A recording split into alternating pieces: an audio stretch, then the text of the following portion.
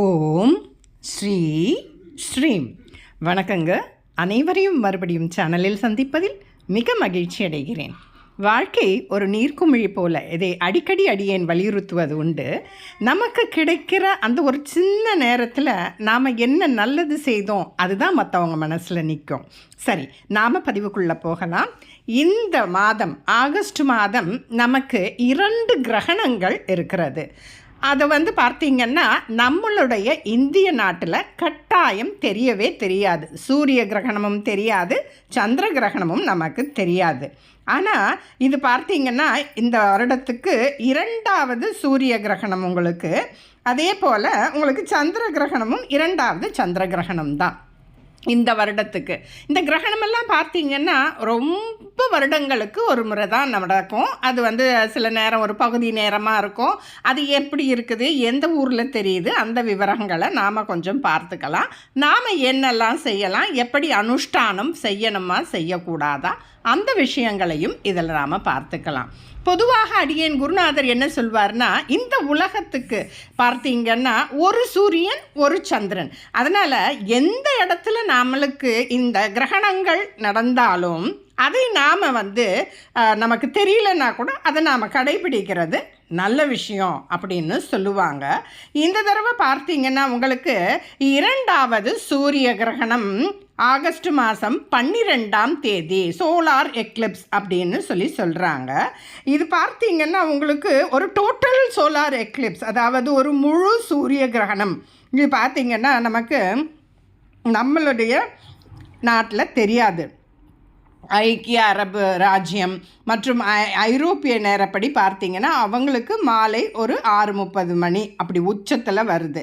அதனால் இது ஐரோப்பா, Greenland, island மற்றும் ரஷ்யாவுடைய ஒரு சில பகுதிகளில், அப்புறம் யூகே, இங்கிலாந்தில் பகுதிகளில் பகுதி சூரிய கிரகணமாக, அதாவது ஒரு பார்ஷியல் சோலார் எக்லிப்ஸ் அப்படித்தான் உங்களுக்கு தெரியுது.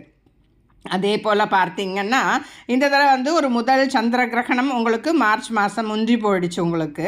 அதே போல் 2வது சந்திர கிரகணம் அப்படின்னு பார்த்திங்கன்னா ஆகஸ்ட் மாதம் 28ஆம் தேதி அன்னைக்கு பார்த்திங்கன்னா வெள்ளிக்கிழமை உங்களுக்கு காலையில் இந்திய நேரப்படி பார்த்திங்கன்னா ஒரு 6:53 மணி அந்த நேரத்தில் தொடங்கி நண்பகலில் 12:31 மணிக்கு முடிஞ்சு போயிடுது. அது இப்படி பார்த்திங்கன்னா இதுவுமே பார்த்திங்கன்னா ஒரு பார்ஷியல் லூனார் எக்லிப்ஸ், அதாவது பகுதி சந்திர கிரகணம். அமெரிக்கா, ஐரோப்பா, அப்புறம் ஆப்பிரிக்காவுடைய ஒரு சில பகுதிகள், அந்த மாதிரி இடங்களில் தான் உங்களுக்கு இது தெரியும் அப்படின்னு உங்களுக்கு சொல்லியிருக்கிறாங்க. இந்த சூரிய கிரகணமும் பார்த்திங்கன்னா உங்களுக்கு ஸ்பெயின், ஐஸ்லாண்டு அந்த மாதிரி ஊரில் தான் தெரியும், நம்ம ஊரில் கிடையாது, தெரியாது உங்களுக்கு. அதே போல் இந்த சந்திர கிரகமும் நமக்கு தெரியாது, மற்ற ஊர்களில் தான் இதெல்லாம் தெரியுது உங்களுக்கு. அதனால் இதை பற்றி நாம் கவலைப்பட வேண்டாம். அதாவது இந்த சூதக காலம் அப்படின்னு சொல்லுவாங்க. அதாவது அந்த நேரத்தில் நாம் சாப்பிடக்கூடாது, அந்த மாதிரி சில விஷயங்கள்லாம் சொல்லப்படும். அதே மாதிரி நமக்கு பரிகார பூஜைகள் அப்படின்னு சில நட்சத்திரங்களுக்கெல்லாம் சொல்லுவாங்க. சூரிய கிரகணமாக இருந்தால் கோதுமை உணவு தானம் கொடுத்துட்டு நம்ம கோயிலில் போய் சூரிய பகவானுக்கு அர்ச்சனை செய்யலாம், இல்லை சிவபெருமானுக்கும் செய்யலாம்னு சொல்லுவாங்க. அந்த மாதிரியான விஷயங்கள் எதுவும் கிடையாது. ஆனால் நம் நாட்டில் நம்ம தமிழர்களும் நம்ம இந்தியர்களும் எல்லாம் பார்த்திங்கன்னா இந்த யூகே, யூஎஸ் மற்ற யுனைடெட் அரப் எமிரேட்ஸ் அந்த மாதிரியான நாடுகளில் இருக்கிறவங்க அதை நீங்கள் தெரிஞ்சுக்கிறது நல்லது. அந்த நேரங்களில் நாம் சாப்பிடாமல் இருக்கிறது, அதாவது செரிமானம் ஆகாத உணவு நம்ம குடலில் இருக்கக்கூடாது, அதுதான் அதனுடைய விஷயம். அதனால் அந்த எக்லிப்ஸ், பார்ஷியல் எக்லிப்ஸ் எந்த நேரத்தில் ஆரம்பிக்குதுன்னு அந்த ஊரில் தெரிஞ்சுக்கிட்டு நீங்கள் அதுக்கு ஒரு 4 மணி நேரம் முன்னாடியோ இல்லை ஒரு 6 மணி நேரம் முன்னாடியோ நாம் உணவை தவிர்த்திடலாம். அப்படி இல்லைன்னா லைட் ஃபுட்ஸ், லிக்விட் ஃபுட்ஸ் அது மாதிரி எடுக்கலாம். கர்ப்பஸ்திரீகள் அந்தந்த ஊரில் இருக்கிறவங்க தயவு செஞ்சு வெளியே சூரியனை பார்க்குறேன்னு வெளியே வர வேண்டாம், சந்திரனை பார்க்குறேன்னு வெளியே வர வேண்டாம். சந்திர கிரகணத்தை விட சூரிய கிரகணத்திற்கு அதிக வலிமை உண்டு. அதனால் அந்த கிரகண நேரம் முடிகிற வரைக்கும் அவங்க அந்த கிள்றது, நகத்தை வச்சு கீறுறது, இந்த மாதிரி விஷயங்கள்லாம் செய்யாமல் இருக்க கூட இருக்கிறவங்க பத்திரமா பார்த்துக்கோங்க. காய்கறி கட் பண்ணுறது, உணவு சமைக்கிறது அதெல்லாம் செய்ய வேண்டாம். கிரகண நேரம் முடிஞ்ச பிறகு நீங்கள் அதையெல்லாம் சமைச்சு ஃப்ரெஷ்ஷாக சாப்பிடுங்க, குளிச்சுட்டு சாப்பிடுங்க. அந்த இடத்துல நீங்கள் எங்கேயும் கோயிலுக்கு போக முடியல செய்யலைன்னா கூட பரவாயில்ல. உங்கள் பெற்றோர்களோ இல்லை உற்றார் உறவினர்களோ நண்பர்களிடமோ சொல்லி நம்ம இந்திய நாட்டில் அங்கே முடிஞ்ச பிறகு அந்த சுவாமிக்கு நம்ம இங்கேயே உங்களுக்கு தெரிஞ்ச இடங்களில் நீங்கள் அதை கொண்டான பணத்தை கட்டிட்டு ஒரு அர்ச்சனையோ எதுவோ ஒரு விளக்கு போட சொல்லியோ யாரையாவது சொல்லிக்கலாம். ஏன்னா அந்த ஊரில் உங்களுக்கு பக்கத்தில் கோயில் இருந்தால் உங்களுக்கு முடிஞ்சால் நீங்கள் போகலாம். இல்லைன்னா அங்கங்கே இருக்கிற வெதர் கண்டிஷனும் இப்போ ரொம்ப டிஸ்டர்ப்டாக இருக்குது இல்லையா?